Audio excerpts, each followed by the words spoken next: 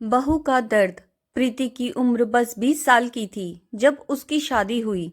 उसका ग्रेजुएशन का last year था। शादी उसने इसी शर्त पर की थी कि उसे ग्रेजुएशन कंप्लीट करने दिया जाए।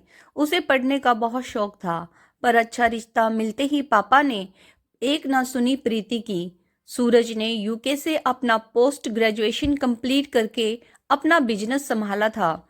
शुरू शुरू में वो प्रीति को बिल्कुल अच्छा नहीं लगता था। कितनी बार उसने अपने मम्मी पापा से कहा कि लड़का बिल्कुल हंसता बोलता नहीं है, पर पापा ने लड़का बहुत सोबर है, रिजर्व है, यह कहकर उसकी बात टाल दी। जैसे तैसे करके उसकी शादी हो गई, पर पढ़ाई के सिलसिले में उसको अक्सर कॉलेज जाना पड़ता था और फिर आए दिन मायके में ही रुकना पड़ता, जिसकी वजह से घर में सास और ननद आए दिन तमाशा खड़ा करती थी। जब जब वह मायके जाती थी तब उसके आने के 1-2 दिन पहले काम वाली को निकाल दिया जाता था, जिसकी वजह से घर वापस आने पर पूरा काम उसे करना पड़ता था। वह बहुत थक जाती थी। सूरज रोज शाम को खाना खाकर अपने मोबाइल और टीवी में बिजी हो जाते। उनको खबर ही ना होती कि प्रीति पर क्या बीत रही है। कितनी बार तो प्रीति रात में खाना ही नहीं खाती थी, क्योंकि दिन भर के तानों से ही पेट भर जाता था। सासू माँ कहती, अरे किचन में काम ही कितना होता है, खाना बनाना भी कोई काम है। अरे मम्मी जी, जब से भाभी आई है हमारे घर में तो गिन गिन कर रोटियां बनने लगी है। तुम्हारा किचन कितना गंदा रहता है, बर्तन तो साफ ही नहीं रहते। अरे बहू, नए डिब्बे क्यों लाई हो?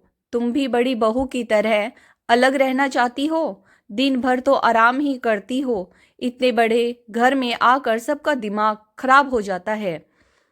अरे उनको तो पानी उबालने के लिए भी नौकर चाहिए। मेरी बेटी की तो उंगली टूट गई थी, तब भी पूरा काम करती थी। यहाँ तो जरा सी मोच आई है, उसमें भी आराम चाहिए, वगैरह वगैरह। इन तानों का कोई अंत नहीं था। वाकई बेटी का दर्द दर्द है, बहू का नहीं।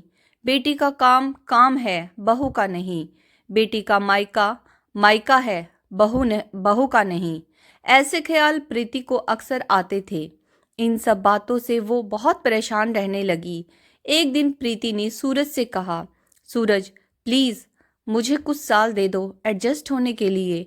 आई प्रॉमिस मैं बहुत अच्छी बहू बन के दिखाऊंगी।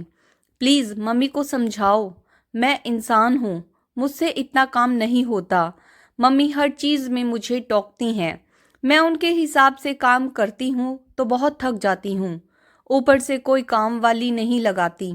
दिन भर आप तो रहते नहीं हैं, मेरा दम घुटता है। यहाँ तक कि मेरा खाना भी देखा जाता है कि मैं कितना खाती हूँ, कितनी रोटी खाती हूँ, कितना चावल खाती हूँ। हर बार की तरह सूरज का बस एक ही जवाब था, इग्नोर करो इनकी बातों को।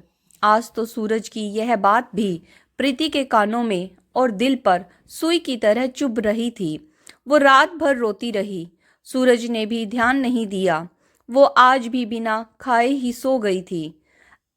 कभी अगर बीमारी में सूरज प्रीति के लिए सुबह का नाश्ता कमरे में ले आए तो मम्मी जी का कहना नहीं भूलती थी, अरे सूरज, आजकल की बीवियां यही चाहती हैं, पति से खिदमत करवाना। प्रीति मन महसूस कर रह जाती। सूरज भी इन सब तानों से परेशान होने लगा। अब तो जब भी प्रीति की तबीयत खराब होती तो वह उसे मायके छोड़ आता था, क्योंकि ससुराल में तो कोई रोटी पूछने वाला भी नहीं था। अगर प्रीति की तबीयत खराब होने की वजह से मम्मी एक वक्त का खाना बनाती तो 4 दिन तक सुनाती, और बेटियां तो प्रीति के कमरे के बाहर बैठकर कहती, अरे मम्मी, यह तुम्हारी उम्र है काम करने की, तुम्हारी ही बहू के मजे में है, खूब आराम करवाओ उनको। तो प्रीति कुछ नहीं बोलती और उनकी बातों पर ध्यान देना ही बंद कर दिया, क्योंकि वो जानती थी बोलने से कुछ फायदा नहीं है। तो दोस्तों, आज की कहानी कैसी लगी कमेंट्स करके ज़रूर बताइएगा। अगर कहानी पसंद आई है please like share and subscribe my channel stories bye Sunita Saini. Video को यहाँ तक देखने के लिए आप सब लोगों का बहुत बहुत बहुत बहुत धन्यवाद।